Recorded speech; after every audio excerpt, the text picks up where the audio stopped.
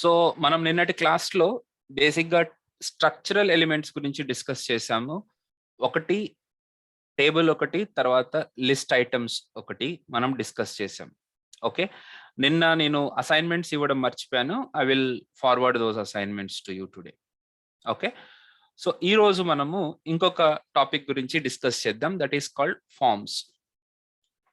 So ఎవరైనా నన్ను HTML ఎందుకు ఇంత పాపులర్ అయింది అని కనుక అడిగారు అనుకోండి, నేనేం చెప్తానంటే హెచ్టిఎంఎల్లో సింప్లిసిటీ ఎక్కువగా ఉంటుంది. ఫర్ ఎగ్జాంపుల్, మీరు ఇలాంటి ఒక టెక్స్ట్ బాక్స్ ని క్రియేట్ చేయాలనుకోండి. ఒక టెక్స్ట్ బాక్స్ ని క్రియేట్ చేయాలి. టెక్స్ట్ బాక్స్ ని క్రియేట్ చేయాలంటే జావాలో కనీసం ఒక 40 లైన్ల కోడ్ రాయాల్సి ఉంటుంది. అది కూడా చాలా కాంప్లెక్స్ గా రాయాల్సి ఉంటుంది. ఓకే, అదే మీరు C++లో రాయాలి అని అంటే ఇంకొద్దిగా టైం పడుతుంది. ఈవెన్ పైథాన్ కానీ లేకపోతే ఏ లాంగ్వేజ్ లోనైనా సరే మీరు ఒక గ్రాఫికల్ ఇంటర్ఫేస్ ని క్రియేట్ చేయాలి అని అంటే it takes lot of time. అలాంటిది ఒక టేబులర్ స్ట్రక్చర్ లో పెట్టాలి అని అంటే మీరు ప్రొఫెషనల్ అయిపోవాలన్నమాట ఇంకా జావాలో.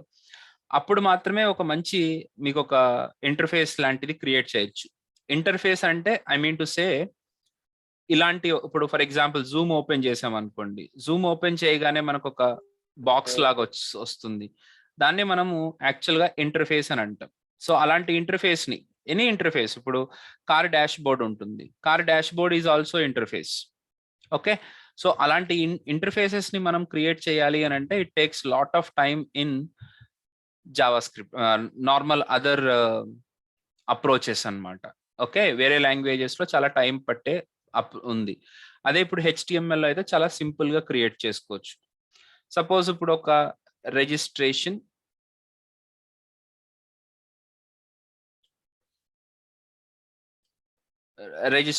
ఫామ్ అని ఒకటి ఉంది అనుకుందాం.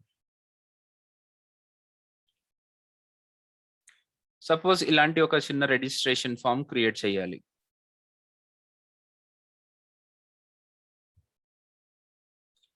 కొన్ని యాప్స్ ఇన్స్టాల్ చేయడం వల్ల కొద్దిగా స్లో అయింది. ఒక రిజిస్ట్రేషన్ ఫామ్ ఎలాంటిది ఏదైనా క్రియేట్ చేయాలనుకోండి, it takes lot of time అనమాట వేరే లాంగ్వేజెస్ లో. అదే హెచ్టిఎంఎల్ లో అయితే చాలా ఈజీగా ఉంటుంది.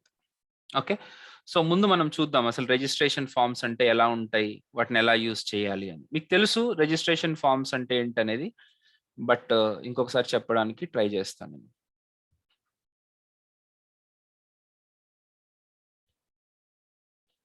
మీరు ఎక్కడ చూసారు రిజిస్ట్రేషన్ ఫామ్ ని?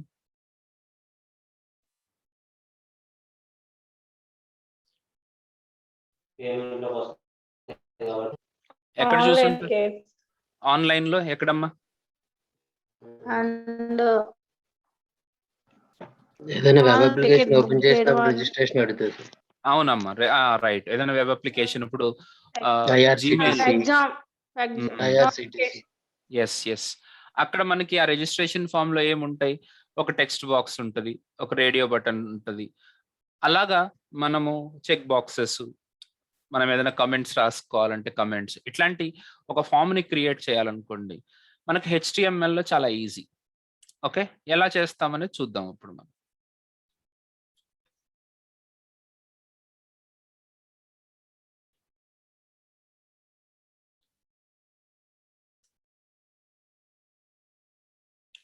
సో నేను విజువల్ స్టూడియో కోడ్ ఓపెన్ చేస్తున్నాను, దాంట్లో రాస్తాను కోడ్ మొత్తం.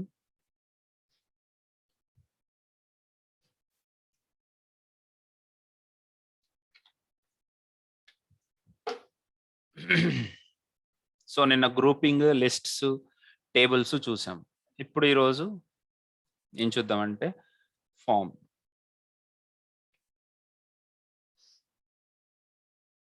సో ఒక ఫామ్ ని క్రియేట్ చేయాలి, దానికి కేవలం ఫామ్ మనకు ఉండాలి అనే రూల్ ఏం లేదు.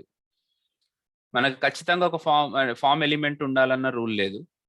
HTML లోపల హెడ్ సెక్షన్, తర్వాత బాడీ సెక్షన్. ఈ బాడీ సెక్షన్ లోపల మనము ఫామ్ లో ఏముంటాయంటే ఇన్పుట్ ఎలిమెంట్స్ ఉంటాయి. ఫామ్ లో ఏముంటాయి అని అంటే ఎలిమెంట్స్ ఉంటాయి. అదే చూపిద్దాం అనుకుంటున్నాను, స్లోగా ఉంది. యా, ఇప్పుడు ఇక్కడ రైట్ సైడ్ ఒక ఫామ్ కనపడుతుంది కదా మీకు.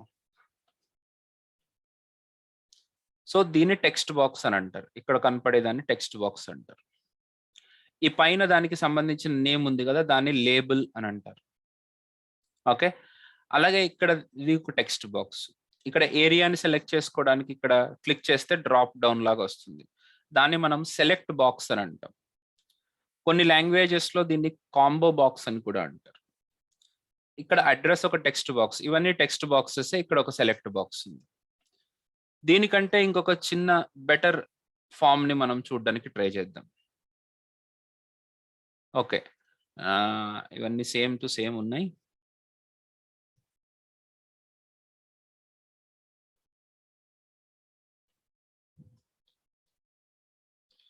బేసిక్ గా ఫామ్ ఎలా ఉంటుంది?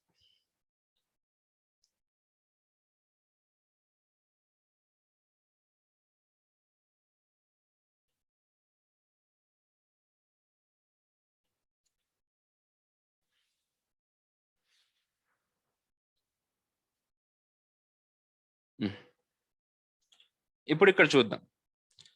ఇక్కడ జెండర్ అని అడుగుతున్నాడు, మేల్ ఆర్ ఫీమేల్. ఇలాగ కనుక ఈ రౌండెడ్ బటన్స్ ఉంటే వాటిని రేడియో బటన్స్ అని అంటారు. జనరల్ గా రేడియో బటన్స్ అనేవి మనం ఇచ్చిన మల్టిపుల్ ఆప్షన్స్ లో ఒక్క ఆప్షన్ ని మాత్రమే సెలెక్ట్ చేసుకోవాలి అని అనుకునేటప్పుడు మనము రేడియో బటన్స్ అనే వాటిని యూజ్ చేస్తాం. మనకి ఒక 100-200 ఆప్షన్స్ ఉన్నాయి అనుకోండి, అప్పుడు ఆ 100-200 ఆప్షన్స్ ని మనం ఇలా రేడియో బటన్స్ గా పెట్టుకోవడం అనేది కష్టంగా ఉంటుంది. అందుకని మనము డ్రాప్ డౌన్ అంటే ఇదే సెలెక్ట్ బాక్స్ ని యూజ్ చేస్తాం అన్నమాట. సపోజ్ ఇప్పుడు మీ జెండర్ సెలెక్ట్ చేసుకోవాలనుకోండి, జెండర్ కోసం మీరు రేడియో బటన్ వాడతారా, డ్రాప్ డౌన్ వాడతారా, అదే కాంబో బాక్స్ వాడతారా?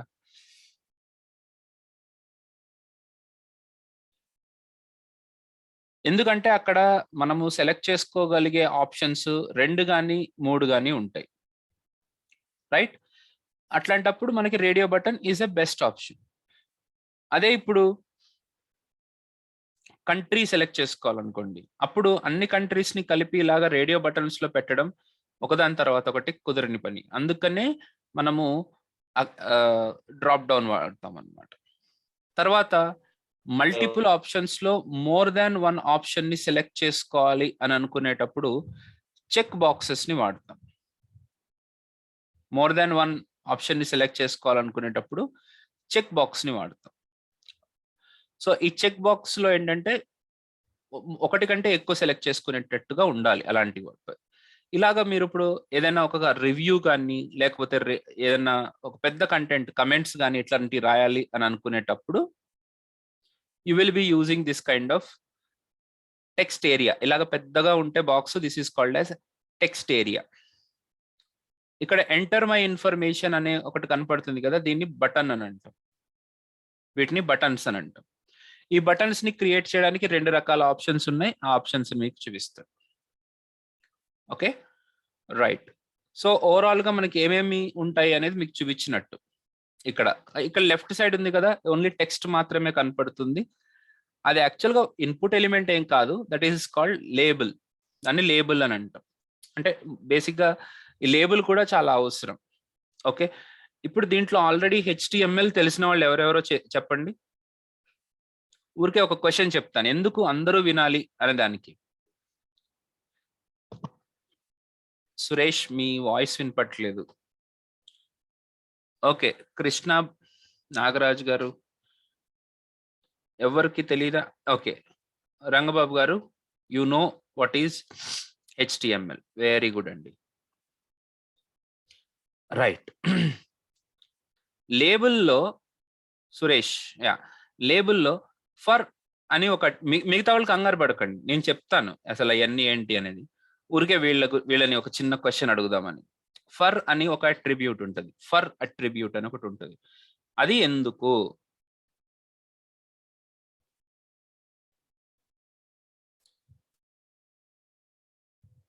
చెప్పండి నాగరాజు.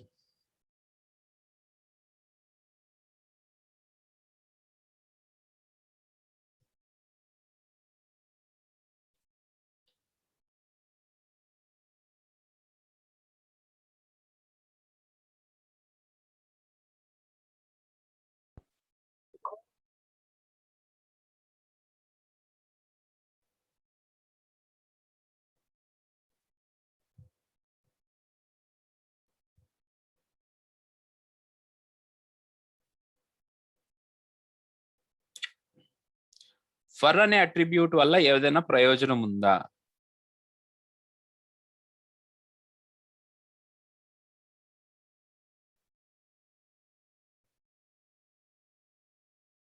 రంగబాబు,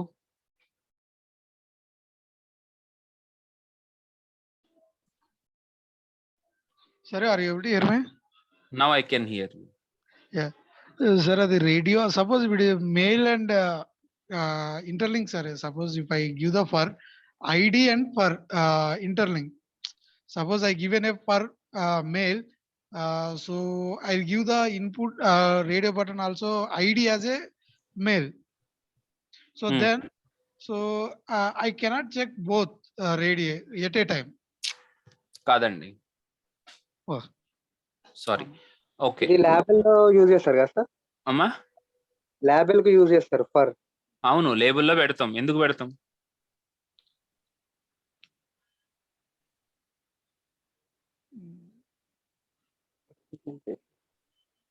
ఓకే, సో అట్లాంటి చాలా చాలా ఇష్యూస్ ఉంటాయి అన్నమాట. మనకి తెలుసనే అనుకుంటాం కానీ చాలా ఇష్యూస్ ఉంటాయి. అవన్నీ ఈరోజు మనం డిస్కస్ చేద్దాం. ఫామ్ ఎలిమెంట్ ఎందుకు అసలు మనకి మీకు ఊరికే చెప్తున్నాను. మిమ్మల్ని కొంతమంది ఈరోజు అడుగుతున్నారు, సార్ నాకు ఎక్స్పీరియన్స్ లేదు, నేను ఇప్పటివరకు ఏం చేయలేదు, కానీ నేను 3+ years 4+ years పెట్టేసుకుని వెళ్ళిపోవచ్చా అని. నేను మిమ్మల్ని రిజెక్ట్ చేయడానికి నాకు సిఎస్ఎస్ జావా స్క్రిప్ట్ వరకు కూడా వెళ్ళనవసరం లేదు. HTML లోనే రిజెక్ట్ చేస్తాను నేను. అన్ని క్వశ్చన్స్ ఉన్నాయి అన్నమాట. Okay, so experience is always experience అండి. నిజంగా ఉండే ఎక్స్పీరియన్స్ వేరు, ఓకే, తెచ్చుకునే ఎక్స్పీరియన్స్ వేరు. తర్వాత మీరు ఊపిరి తీసుకోలేరు. అంత స్ట్రెస్ ని మీరు ఎందుకు ఇబ్బంది పడాలో తెలియదు. ఒక 4 రోజులు అడ్జస్ట్ అయ్యి ఒక 2 సంవత్సరాలు రియల్ ఎక్స్పీరియన్స్ తెచ్చుకుని వెళ్తేనే బాగుంటుంది అనేది నా ఒపీనియన్. ఓకే, ఒక కంపెనీలో 2 సంవత్సరాలు పని చేసిన, ఈవెన్ HTML CSS లో పని చేసినా కొద్దిగా మనకి ప్రాజెక్ట్ మీద అవగాహన వస్తుంది. అప్పుడు మీరు మేనేజ్ చేసుకోగలుగుతారు. కంప్లీట్ గా ఏమీ తెలియకుండా డైరెక్ట్గా వెళ్తే మాత్రం మామూలుగా ఉండదు. ఓకే, అన్స్టాపబుల్ చూసినట్టే ఉంటుంది. Okay, anyways the point is, ఇప్పుడు మనం ఫార్మ్స్ గురించి డీటెయిల్ గా తెలుసుకుందాం. ఒక క్వశ్చన్ ఉంది, నార్మల్ బటన్ కి డిఫరెన్స్ ఏంటి? Input type is equal to button కి ఉన్న డిఫరెన్స్ ఏంటి? ఓకే, ఫామ్ ఎలిమెంట్ పెట్టకుంటే ఏం జరుగుతుంది? అసలు ఫామ్ ఎలిమెంట్ ఎందుకు? ఎందుకంటే ఒక ఫామ్ క్రియేట్ చేయడానికి నార్మల్ గా నేను ఇన్పుట్ ఎలిమెంట్స్ ఉంటే సరిపోతుంది. అలాంటప్పుడు ఫామ్ ఎలిమెంట్ ఎందుకు? ఇవన్నీ కూడా మనము నేర్చుకోవాలన్నమాట. ఇప్పుడు ఒకసారి చూద్దాం. ఇప్పుడు ఫస్ట్ నేను ఒక లేబుల్ క్రియేట్ చేస్తున్నాను, LABEL లేబుల్. ఫర్ అని అడుగుతున్నాను, నేను ఇంకా ఏం పెట్టను. ఫర్ లో ఫస్ట్ నేమ్ అని రాస్తున్నాను. సేవ్. ఇప్పుడు ఈ కోడ్ ని నేను రన్ చేయాలి. ఎలా రన్ చేస్తాను? మనం ఆ ఫోల్డర్కి వెళ్ళి మన HTTP సర్వర్ని స్టార్ట్ చేయడం. ఓకే, మీకు వేరే HTTP సర్వర్ వస్తున్నట్టుంది. నిన్న అప్డేట్ చేశాను కదా నేను. వెరీ గుడ్, నైస్ నైస్, కొత్త సర్వర్ వచ్చింది. సో దీన్ని నేను యూజ్ చేద్దాం అనుకో.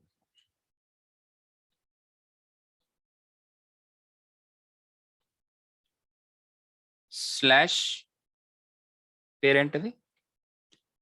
forms.html.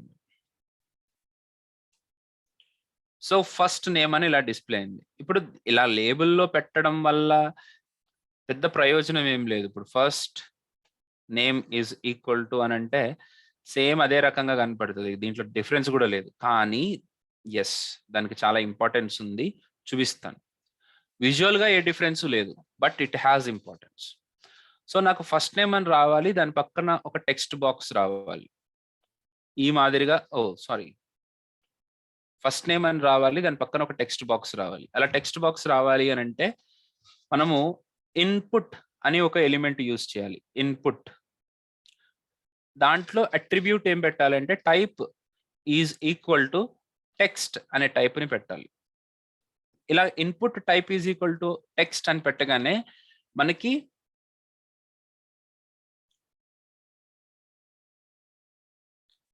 టెక్స్ట్ బాక్స్ అనేది క్రియేట్ అయిపోయింది. కనపడుతుందా text box? Hello hello hello hello hello yeah, ఇలాగ ఎంత ఈజీగా నేను టెక్స్ట్ బాక్స్ ని క్రియేట్ చేసుకున్నానో చూడండి. కదా.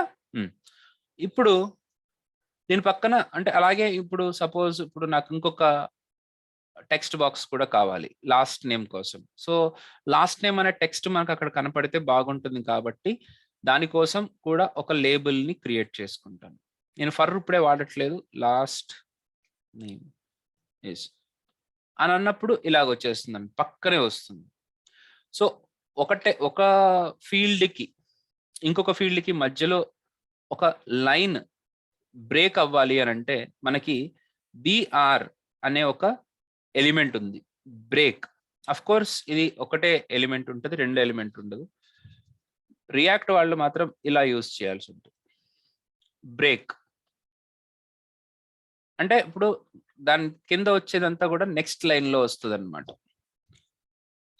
సో సి లాంగ్వేజ్ తెలిసిన వాళ్ళకి న్యూ లైన్ లాంటిది అనమాట. లేబుల్ అయిపోయిన తర్వాత input type is equal to text అని అంటే సరిపోతుంది. ఇప్పుడు ఇక్కడ ఇంకొక టెక్స్ట్ బాక్స్ వచ్చేసింది. 2 బ్రేకులు పెట్టుకుంటే నాకు ఇంకా బెటర్గా కనపడుతుంది. బాగుందా ఇది? ఈ రకంగా మనం టెక్స్ట్ బాక్స్లని క్రియేట్ చేసుకోవచ్చు, అలాంటి బాక్సెస్ని క్రియేట్ చేసుకోవచ్చు. మరి ఇప్పుడు ఎందుకు సార్ ఇప్పుడు ఈ ఫర్ అని అన్నారు కదా, ఎందుకు ఇదేనంటే జనరల్గా ఇప్పుడు ఈ పర్టికులర్ టెక్స్ట్ బాక్స్ మీదకి నన్ను ఫోకస్ చేయాలనుకోండి, నేను టెక్స్ట్ బాక్స్ మీద క్లిక్ చేస్తేనే ఫోకస్ అవుతుంది. కానీ నేను ఈ టెక్స్ట్ బాక్స్కి ఇంకొక అట్రిబ్యూట్ యాడ్ చేసుకుని ID is equal to FN అని పెట్టుకుని ఈ ఐడిని ఈ ఫర్కి కనుక మనం బైండ్ చేయగలిగితే, సో ఇప్పుడు నేను ఏం చేశాను, ఈ లేబుల్ని ఈ ఇన్పుట్ బాక్స్ని బైండ్ చేసుకున్నాను, ఈ రెండింటికి మ్యారేజ్ చేసేసాను నేను, రైట్? సో అప్పుడు ఏమవుతుంది అని అంటే ఇప్పుడు దీన్ని కనుక నేను రీఫ్రెష్ చేస్తే, ఇది సేవ్ చేసి ఫస్ట్ నేమ్ మీద క్లిక్ చేసినా సరే నా ఫోకస్ వచ్చేసి టెక్స్ట్ బాక్స్లోకి వస్తుంది. ఇదేమన్నా పెద్ద విషయమా అని అనుకోకండి, చాలా పెద్ద విషయం. దీన్ని యూజర్ ఎక్స్పీరియన్స్ అని అంటారు. ఓకే, సో అది ఎలా ఇప్పుడు మా ప్రాబ్లం ఏంటో చెప్తాను. మా ప్రాబ్లం అంటే ఎవరైనా డెవలపర్స్, సీనియర్ డెవలపర్స్కి, మేనేజర్స్కి మాకు వస్తున్న ప్రాబ్లం ఏంటంటే సగం కూడా తెలుసుకోకుండా వస్తున్నారు, మంచిది. వాళ్ళకి పెద్ద పెద్ద శాలరీస్ కావాలి, మంచిది. ఇవ్వడానికి రెడీగానే ఉన్నారు, అది బాగానే ఉంది. కానీ పని ఇచ్చిన తర్వాత ఒక్కొక్క పనిని కంప్లీట్ చేయడానికి వారాలు తీసుకుంటున్నారు. ఎందుకు తీసుకుంటున్నారు వారాలు అంటే చాలా చిన్న చిన్న విషయాలు గుర్తుపెట్టుకోక, లేకపోతే ప్రాక్టీస్ చేయక సరిగ్గా ప్రతి దానికి వెతుక్కోవడమే. ఎంతగా ఎత్తుక్కోవడం అనేది అలవాటు అయిపోయిందంటే ప్రతి చిన్న చిన్న పాయింట్స్కి వెతికి దాన్ని చదివి ఇంప్లిమెంట్ చేసేసరికి టైం అయిపోతూ ఉంటుంది. సో ఆ ఎక్స్పీరియన్స్ అనేది లేకపోవడం వల్ల మాకు ఇబ్బందులు వస్తున్నాయి. క్లయింట్కి ఒక డెడ్ లైన్ అని ఇస్తాం, మేము అడుగుతాం ఎంత టైం పట్టవచ్చు బాబు మీకు అని. 1 డేలో అయిపోతుంది సార్, చిన్న ఫీచర్ ఏది అని అంటారు. నేను 1.5 డే 2 డేస్ కమిట్మెంట్ ఇస్తాను మన క్లయింట్కి. ఇస్తే క్లయింట్ 2వ రోజు అడుగుతాడు కదా, రైట్? అక్కడ మేము మాట్లాడలేకపోతున్నాం. ఇది ప్రస్తుతానికి మేము ఫేస్ చేస్తున్న ప్రాబ్లం. ప్రతి చిన్నదానికి ఎత్తుక్కోవడమే. ఓకే, ఎనీవేస్ ఎవరిని క్రిటిసైజ్ చేయడానికి నేను చెప్పట్లేదు, ఇది నిజానికి జరిగేది, జరుగుతున్నది కూడా. ఓకే, నేను కొద్దిగా కదిపితే మన క్లాస్లో ఉన్న వాళ్ళు కూడా చెప్తారు, అవును సార్ నిజమే, చాలా మందికి తెలియట్లేదు ఇది. ఓకే, సో ఇప్పుడు ఈ ఫస్ట్ నేమ్ మీద క్లిక్ చేసినప్పుడు పక్కకి వెళ్ళాలి అని అంటే ఆ పక్కన టెక్స్ట్ బాక్స్ హైలైట్ అవ్వాలి, ఫోకస్ అవ్వాలి అని అడిగాను అనుకో, ఇప్పుడు మనం టైప్ ఏం చేస్తామంటే హౌ టు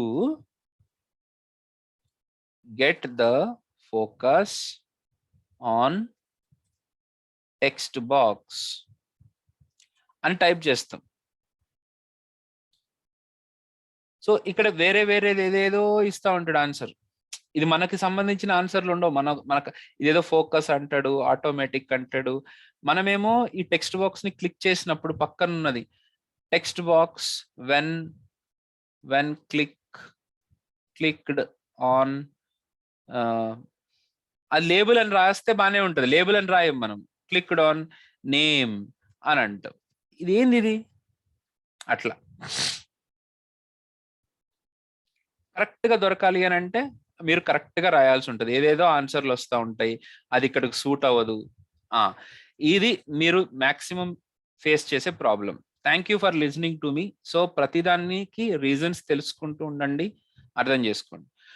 సో ఇప్పుడు లేబుల్కి మనము ఒక ఫర్ అప్లై చేసి దాంట్లో ఏదైతే వాల్యూ ఇచ్చామో దాన్ని మన టెక్స్ట్ బాక్స్, కన్సర్న్ టెక్స్ట్ బాక్స్కి సేమ్ వాల్యూగా ఇచ్చేస్తే ఇప్పుడు వెళ్ళదు క్లిక్ చేసినా.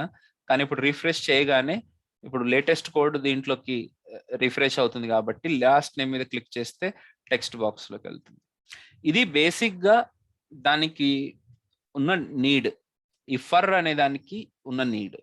ఓకే, చాలా రోజుల నుంచి వర్క్ చేస్తున్నా మనము మిస్ అయిపోతూ ఉంటాం. రైట్, ఇక్కడ వరకు బాగానే ఉంది. తర్వాత నెక్స్ట్ ఇంకొక 2 బ్రేకులు పెట్టుకుని ఇక్కడ జెండర్ అని రాస్తున్నాను. జెండర్ దాన్ని కూడా ఒక లేబుల్లో పెట్టుకోండి. LABEL label gender. So gender లోపల జెండర్ కి కూడా పక్కనే ఇంకొక బ్రేక్ ఇవ్వండి, so that it looks better. Input type is equal to radio. దీనికి ముందు మనం బేసిక్గా మేల్ అని పెట్టుకుంటాం. అఫ్ కోర్స్ దాన్ని కూడా లేబుల్లో పెట్టుకుంటారంటే పెట్టుకోండి, దట్ ఈస్ ఓకే. ఏమా ఫీమేల్. సో ఇప్పుడు జెండర్ మేల్ ఫీమేల్.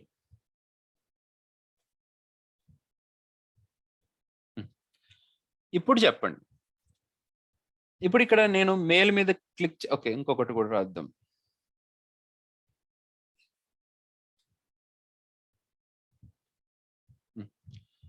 సో నేను ఇప్పుడు ఫీమేల్ మీద సెలెక్ట్ చేస్తే ఫీమేల్ అనేది హైలైట్ అవుతుంది, సెలెక్ట్ అవుతుంది. దీన్నే సెలెక్ట్ అవ్వడం అంటారు. మేల్ మీద సెలెక్ట్ చేస్తే, మేల్ మీద క్లిక్ చేస్తే, మేల్ పక్కన ఉన్న రేడియో బటన్ మీద క్లిక్ చేస్తే ఫీమేల్ రేడియో బటన్ హైలైట్ అనేది పోయి మేల్ బటన్ కి హైలైట్ అవ్వాలి. కానీ ఇలా అవ్వట్లేదు. అలా అవ్వాలంటే ఏం చేయాలి? What I should do?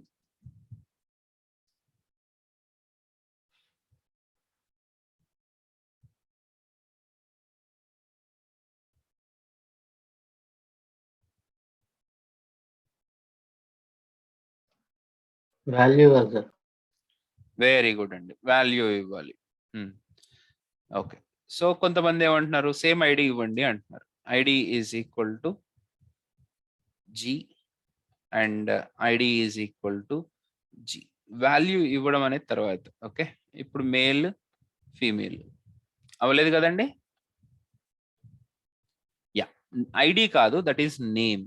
రెండిటికి సేమ్ నేమ్ అనేది ఇవ్వాలి. 2 రేడియో బటన్స్ కి, అంటే ఎన్ని రేడియో బటన్స్ ఉంటే అన్ని రేడియో బటన్స్ కి సేమ్. ఓకే, నేను మేబీ మళ్ళీ ఇంకొకసారి చెక్ చేద్దాం.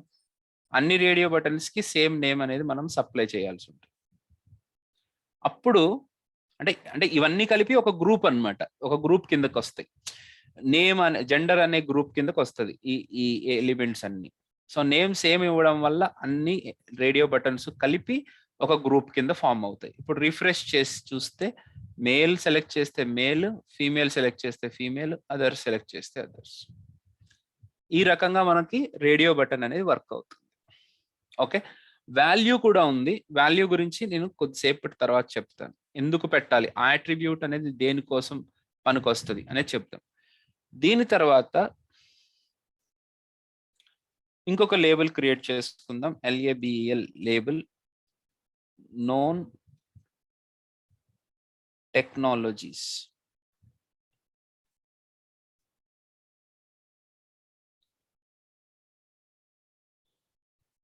ఇక్కడ ఒక బ్రేక్ పెట్టుకుందాం. దీని కింద చెక్ బాక్సెస్, ఒక్కొక్క టెక్స్ట్ చెక్ బాక్స్ ని పెట్టుకుందాం. సో చెక్ బాక్స్ ని క్రియేట్ చేసుకోవాలంటే input type is equal to check box. దీని పక్కనే రాయండి మీరు ఏమని, HTML. ఓకే, తర్వాత యాంపర్సెంట్ NBSP. దీని గురించి తర్వాత చెప్తాను. నాకు ఒక స్పేస్ వస్తుంది అనమాట. ఇది if I want separate space I can make use of it. HTML, CSS, JavaScript, Bootstrap,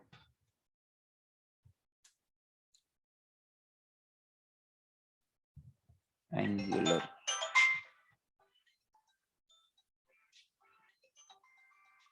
React. Okay, so ఇప్పుడు మీరు దీంట్లో ఏదో కొన్ని సెలెక్ట్ చేసుకోవాలి అనుకోండి. ఇప్పుడు ఇలా డిస్ప్లే అవుతాయి అన్నమాట. నోన్ టెక్నాలజీస్ సంబంధించి ఏమేమి ఉన్నాయో అన్నీ డిస్ప్లే అవుతాయి. దీంట్లో మీరు మోర్ దాన్ వన్ ఎలిమెంట్ని సెలెక్ట్ చేసుకోవచ్చు. ఓకే, సేమ్ నేమ్ ఇవ్వాల్సిన రూల్ లేదు. ఇలాగైతే సెలెక్ట్ చేసుకోవచ్చు. దీని తర్వాత ఇలాగా చెక్ బాక్సెస్ని మనం డిస్ప్లే చేయొచ్చు. చెక్ బాక్సెస్ అయిపోయిన తర్వాత ఏం చేయొచ్చు, మనం ఒక సెలెక్ట్ బాక్స్ని ఎలా క్రియేట్ చేస్తారో చూద్దాం. నేను ఆల్రెడీ చెప్పుకున్నాను సెలెక్ట్ బాక్స్ అంటే ఎలా ఉంటుంది అనేది. ఓకే, నేను మాట్లాడుతుంది ఇలాంటిది. వెబ్ సర్వర్ ఏంటి, కంట్రీ ఏంటి, ఇట్లా సెలెక్ట్ చేసుకుంటాం. సో సెలెక్ట్ బాక్స్ అనేది ఎలా క్రియేట్ చేస్తామంటే, సెలెక్ట్ అనే ఒక ఎలిమెంట్ ఉంది. ఓకే, దాని లోపల మనము ఒక్కొక్క ఆప్షన్ని మనము ఒక్కొక్క ఆప్షన్ అనే ఎలిమెంట్లో పెట్టుకోవాలి. Option India,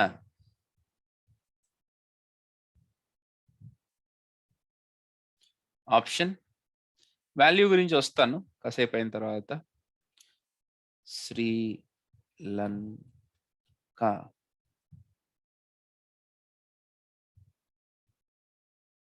Nepal, China. So ఇప్పుడు నేను దీన్ని రీఫ్రెష్ చేస్తే నాకు ఇలా వచ్చింది. దీని ముందు కూడా ఒక లేబుల్ పెట్టుకుందాం.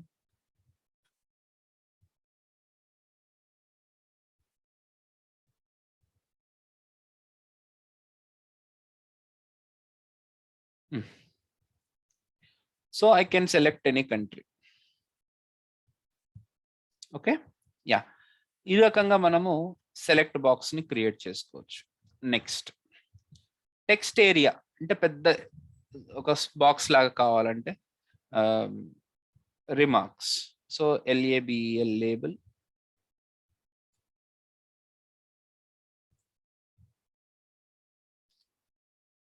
రిమార్క్స్. ఇది కేవలం లేబుల్ గురించే. దీని కింద మనము పెట్టుకోవాల్సి ఉంటుంది అన్నమాట. Label, text. దీనికి ఇన్పుట్ టైప్ అని రాయకూడదు, టెక్స్ట్ ఏరియా అని రాయాలి. టెక్స్ట్ ఏరియా అని ఇలా వదిలేస్తే సరిపోతుంది. మీరు దీనికి ఒక బ్రేక్ కావాలి, ఇక్కడ కూడా ఒక బ్రేక్ పెట్టుకోండి.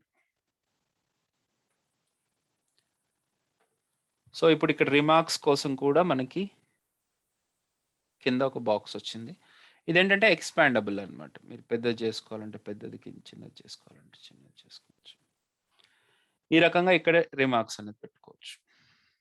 ఓకే, అదే మాదిరిగా ఇప్పుడు మీరు అంటే ఇంకా అడ్వాన్స్డ్ వెపన్స్ కూడా ఉన్నాయి. సపోజ్ ఇప్పుడు మీరు ఇక్కడ లేబుల్ కొద్దిగా ఇది కింద పెడతాను. రిమార్క్స్ అనేది జనరల్గా లాస్ట్లో రాస్తాం కదా. యా, ఇక్కడ డేట్ ఆఫ్ బర్త్ రాయాలనుకోండి. లేబుల్ డేట్ ఆఫ్ బర్త్ అంటే మనకు ఒక క్యాలెండర్ కావాలి. క్యాలెండర్ కావాలంటే మనకి ఇన్పుట్ టైప్, ఒక్క నుంచి చూపిస్తాను. Input type is equal to date అని కనుక మనం అప్లై చేస్తే ఇక్కడ చూడండి ఎలా వస్తుందో. డేట్ ఆఫ్ బర్త్ అనగానే కింద క్యాలెండర్ వచ్చింది. దీని మీద క్లిక్ చేస్తే క్యాలెండర్ ఓపెన్ అవుతుంది. మీరు చక్కగా మీ ఇయర్ని కూడా సెలెక్ట్ చేసుకుని మీరు ఎప్పుడు పుడితే అప్పుడు దీంట్లో అప్లై చేసుకోవచ్చు. రైట్, అట్లా this is about your calendar. ఇలాగ నెంబర్ అని ఇలాంటి చిన్న చిన్నవి చాలా ఉన్నాయి. మెయిన్గా అయితే ఇవి మనము యూజ్ చేసేవి. దీంతో పాటు ఇంకొకటి కూడా ఉంది, అది కూడా చూపిస్తాను. దట్ ఈస్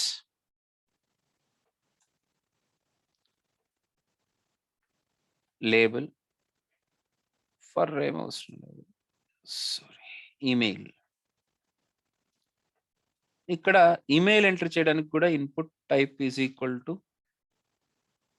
ఇన్పుట్ ఈమెయిల్ అంటే ఈమెయిల్ వచ్చేస్తుంది. దీని బెనిఫిట్ ఏంటనేది నీకు చూపిస్తాను ఇప్పుడు. ఈమెయిల్ ఇక్కడ బ్రేక్ రాసుకోండి.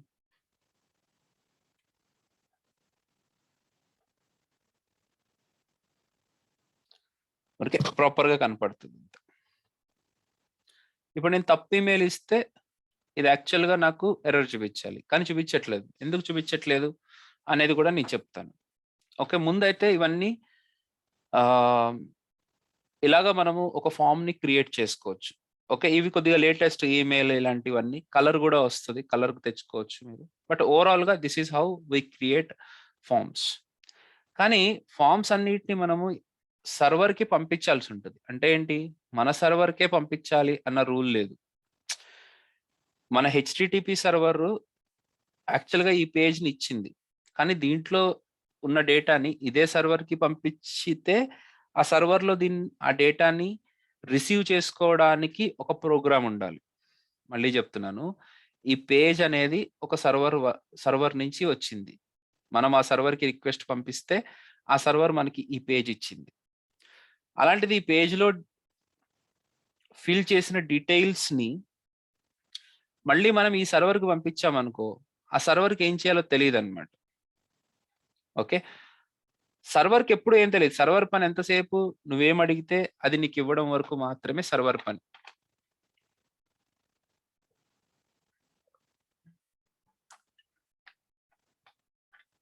మీరు ఏ ఫైల్ అడిగితే ఆ ఫైల్ని తీసుకొచ్చి ఇవ్వడం. అదే కొన్ని అప్లికేషన్ సర్వర్స్ ఉంటాయి, వాటికి ఏంటంటే మనం డేటాని పంపించవచ్చు. ఇప్పుడు దీంట్లో ఫిల్ చేసిన డేటాని ఒక పెద్ద ప్రోగ్రామ్కి మనం పంపించవచ్చు. సో ఆ ప్రోగ్రామ్స్ని యాక్చువల్గా వెబ్ అప్లికేషన్స్ అని అంటాము. ఆ వెబ్ అప్లికేషన్స్కి అంటే ఆ ప్రోగ్రామ్స్కి మనం డేటాని పంపించే ప్రొసీజర్ కోసం మనం నేర్చుకోవాల్సిన పని లేదు. మన పని ఎంతసేపు ఇలాంటి ఇంటర్ఫేస్లని క్రియేట్ చేయడం మాత్రమే, ఇలాంటి స్ట్రక్చర్స్ని క్రియేట్ చేయడం మాత్రమే మా పని. ఈ మధ్య కాలంలో ఏమైంది అని అంటే, అలాంటి అప్లికేషన్స్ మనకి డైరెక్ట్గా యూఆర్ఎల్ ఇచ్చేస్తున్నాయి. వాటినే మనం ఏపీఐస్ అని అంటున్నాం. సో ఆ ఏపీఐస్కి కనుక డేటాను పంపిస్తే, అంటే ఏపీఎస్ అంటే అది కూడా ఒక అడ్రస్ అనమాట. మనం facebook.com అనే అడ్రస్ ఎట్లా ఉంటుందో ఏపీఐస్ కూడా కొన్ని అడ్రస్ ఉంటుంది, అది పెద్ద స్ట్రింగ్ లాగా. ఆ అడ్రస్కి మనం డేటాను పంపిస్తే సరిపోతుంది. ఆ అడ్రస్లు నేను ఎక్కడ గుర్తుపెట్టుకుంటాను సార్, దేన్ని పంపించాలో నాకెలా తెలుస్తుంది అంటే, మీరేం వరీ అవ్వకండి. ఏ అడ్రస్కి పంపించాలనేది బ్యాక్ ఎండ్ వాళ్ళు మనకు చెప్తారు. మీరు ఈ ఫామ్ని క్రియేట్ చేయండి, చేసిన తర్వాత ఈ ఫామ్ నుంచి డేటాని ఈ యూఆర్ఎల్కి పంపించండి అని అంటారు. కరెక్ట్. ఆ యూఆర్ఎల్కి మాత్రమే వెళ్ళాలి అని ఎలా చెప్తాం మనము? ఎలా చెప్తామంటే, దీనిపైన మనం ఇలా రాయాల్సి ఉంటుంది, H1 ప్లీజ్ ఏమనుకోకు, కొద్దిగా ఈ ఫామ్ డేటాని అక్కడికి పంపు అని అడగాలి. అప్పుడు అక్కడికి వెళ్ళిపోతుంది అనమాట. బాలేదు కదా జోకు? రైట్. ఎనీవేస్, అట్లా రాయడానికి కుదరదు. దానికోసమే మనకి ఒక ఫామ్ ఎలిమెంట్ ఉండాలి, FORM ఫామ్. ఈ ఫామ్ ఎలిమెంట్లో ఇక్కడ మనకు ఒక అట్రిబ్యూట్ ఉంటుంది, that is called as action అన్నమాట. http://naistum.com/abc.php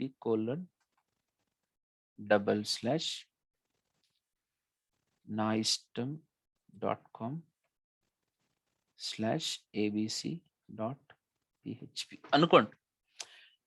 అంటే ఈ ఫామ్ లో ఫిల్ చేసిన డేటా మొత్తం ఈ ప్రోగ్రామ్ కి వెళ్ళాలి అని చెప్పేసాం. మనం ఆల్రెడీ ఫామ్ ని అలాగా డిఫైన్ చేసి పెట్టాం. కానీ ఫామ్ లో ఏం లేదు, అఫ్ కోర్స్ ఇవన్నీ కూడా ఆ ఫామ్ లో పెట్టుకోవాలి.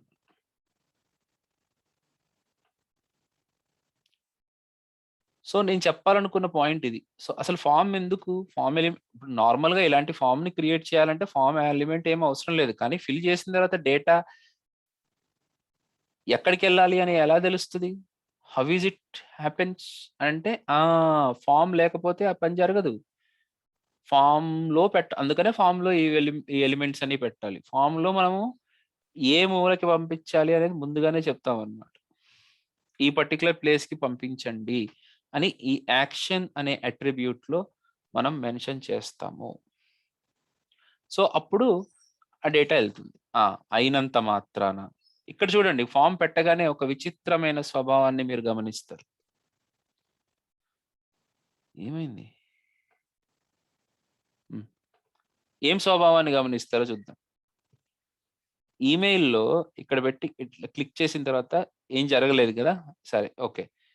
ఓకే. రిఫ్రెష్ చేశానా పోనీ? ఆ స్వభావం మనకు కావాలి అనంటే యాక్చువల్‌గా సరే ఫార్మ్ ఉంది. కానీ ఎట్లెళ్తది డేటా? ఈ పర్టిక్యులర్ యాక్షన్‌కి. ఏదైనా బటన్ క్లిక్ చేసినప్పుడు ఎళ్ళాలి. సో దానికోసం మీరు ఒక బటన్ పెట్టండి. బటన్ బట్1 కావాలంటే ఇంకో బీటీఎన్ అని పెట్టండి. 2 బటన్స్ పెట్టండి. ఇప్పుడు చూడండి. ఇక్కడ నేను ఏదైనా ఎంటర్ చేసి బటన్ 1 మీద బటన్ 1 క్లిక్ చేయగానే ఇక్కడ ఏమైందో చూడండి. ప్లీజ్ ఇంక్లూడ్ ఇక్కడ ఏమంటుంది? ఆ ఎర్రర్ అనేది చెప్తుంది ఇక్కడ. Please include in the email address. ZDFDs ఇది మిస్సింగ్ @ అని అంటుంది. ఇప్పుడు @.com అని చెప్తే ఇప్పుడు ఏం మాట్లాడదు. కానీ బటన్ మీద క్లిక్ చేయగానే ఒక విచిత్రమైన స్వభావాన్ని చూడబోతారు మీరు. ఇప్పుడు బటన్ మీద క్లిక్ చేయగానే it is sending the data to naistam.com. ఒకప్పుడు ఇది లేదు యాక్చువల్‌గా. ఇప్పుడు naistam.comని ఎవరో కొనుక్కున్నట్టున్నారు. లేకపోతే వీళ్ళు రిజిస్టర్ చేశారు. naistam.com లోపల abc.phpకి క్వెషన్ మార్క్‌తో పాటు ఉంది. ఎళ్ళాలనుకుంటుంది. ఇక్కడ ఏం డేటా పోతలేదు. మరి అదేంటి సార్ అని అంటే, అవును మీరు ఏదైనా ఫిల్ చేస్తే కదా పోయేది. ప్రవీణ్ గుబ్బల mail HTML, CSS, JavaScript, Bootstrap. I am from Nepal. My date of birth is 2020 July 15th. Email. ఇప్పుడు చూడండి బటన్ క్లిక్ చేయగానే మీరు ఒక చేంజ్ అయితే చూస్తారు. ఏంటది? naistam.com/apc.php అక్కడికే ఎందుకు పోతుంది సార్ డేటా? అంటే నేను ఇక్కడ యాక్షన్‌లో ఏదైతే అడ్రస్ ఇచ్చానో అదే అడ్రస్‌కి ఈ డేటా అనేది వెళ్తుంది. సరే మంచిది. అక్కడికి వెళ్ళిన తర్వాత వెళ్తుంది కరెక్టే డేటా. కానీ ఓన్లీ జెండర్ ఒక్కటే ఎందుకెళ్తుంది? అది కూడా ఆన్ అని ఎందుకెళ్తుంది నేను మెయిల్ అని ఇస్తే? రైట్. ముందు మీ డేటా అనేది వేరే సర్వర్‌కి వెళ్ళాలి అనంటే ముందు ప్రతి ఇన్‌పుట్ బాక్స్‌కి అంటే ప్రతి ఫార్మ్ ఎలిమెంట్‌కి మీరు మస్ట్ అండ్ షుడ్‌గా నేమ్‌ని మెన్షన్ చేయాలి. మనం జెండర్‌కి మనం ఈ మెయిల్‌కి ఈ రేడియో బటన్స్‌కి నేమ్ అనేది మెన్షన్ చేశాము కాబట్టి ఆ రేడియో బటన్స్‌లో ఎంటర్ చేసింది పోతుంది. అది కూడా అన్ని పోవట్లేదు. అక్కడ చూస్తే. సో ఇన్‌పుట్ బాక్స్‌లో నేమ్‌ని నేను మెన్షన్ చేస్తాను. First name. అలాగే ఇక్కడ కూడా నేమ్ = లాస్ట్ నేమ్. ఇప్పుడు చూద్దాం.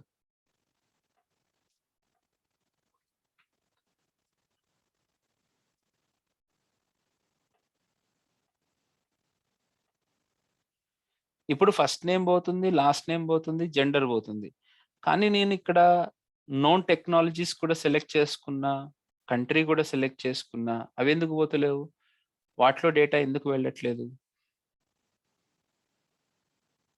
ఎందుకంటే వాటికి మనము నేమ్ అనే దాన్ని మెన్షన్ చేయలేదు కాబట్టి.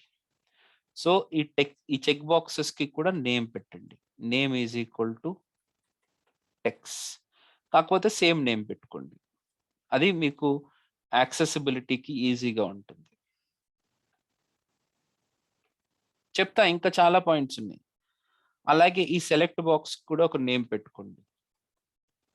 కంట్రీ, డేట్ ఆఫ్ బర్త్ కూడా ఒక నేమ్ పెట్టుకోండి. అంటే లేబుల్కి కాదమ్మో,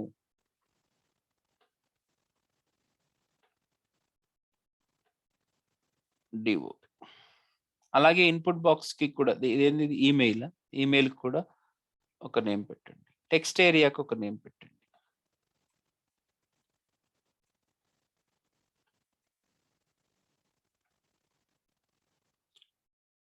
ఇప్పుడు మీరు అబ్జర్వ్ చేయండి.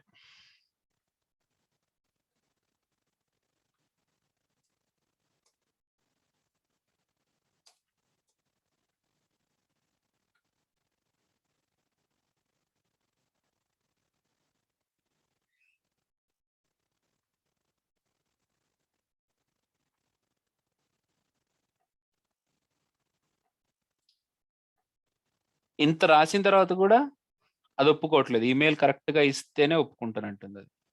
సరే, ఇప్పుడు చూడండి, ఫస్ట్ నేమ్ పోయిద్ది, లాస్ట్ నేమ్ పోతుంది, జెండర్ ఆన్ అనే వెళ్తుంది, టెక్స్ట్ లోపల ఆన్ అనే వస్తుంది, కానీ కంట్రీ శ్రీలంక, డిఓబి కరెక్ట్ గానే వెళ్తుంది, ఈమెయిల్ కరెక్ట్ గానే వెళ్తుంది, అండ్ కమెంట్స్ కూడా వెళ్తున్నాయి. ఎందుకంటే మనం ప్రతిదానికి నేమ్ ని మెన్షన్ చేసుకున్నాం కాబట్టి. కానీ మరి వీటి పరిస్థితి ఏంటి సార్? జెండర్, నోన్ టెక్నాలజీస్ పరిస్థితి ఏంటి? యా, అందుకనే వీటికి మనం వాల్యూస్ అనే వాటిని ఇవ్వాలి. సెలెక్ట్ బాక్స్ కి వాల్యూ అనేది పెట్టకపోయినా దాని మధ్యలో ఏదైతే ఉందో అదే వాల్యూ కింద వెళ్ళిపోయింది. కానీ ఈ రేడియో బటన్స్ కి కానీ చెక్ బాక్సెస్ కి కానీ మీరు వాల్యూ అనేది మెన్షన్ చేయాలి. వాల్యూ అనేది మీరు మెన్షన్ చేయాలి. సో ఇక్కడ value is equal to male, value is equal to female, value is equal to OTHERS others. ఇక్కడ value is equal to HTML, value is equal to CSS, value is equal to JavaScript. మీ ఇష్టం. BTS,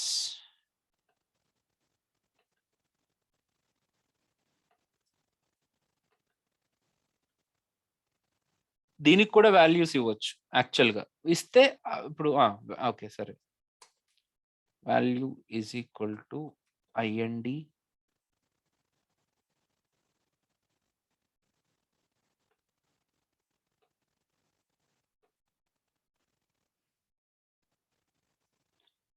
SRL, CHN,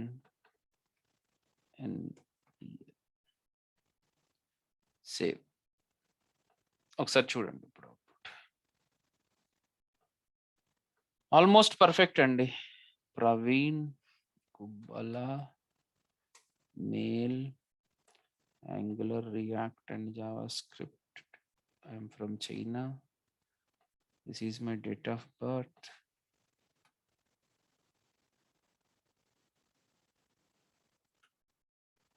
Button click. నా ఇష్టం page కి first name Praveen ఇవన్నీ కూడా చక్కగా వెళ్తున్నాయి. ఇక్కడ జెండర్ లో ఏం వెళ్తుందో చూడండి, మేల్.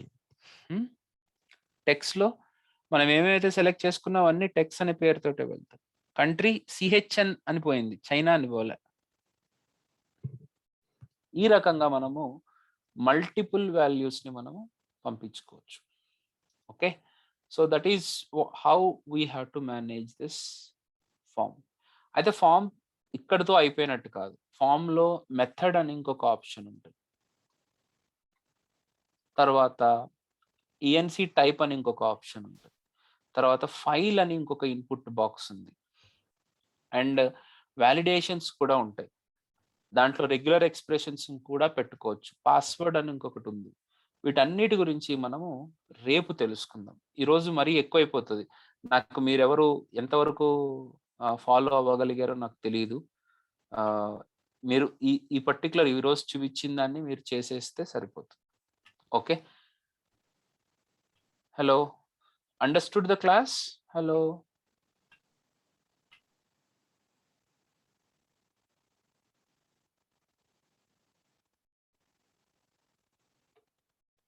Yeah. Yes, sir.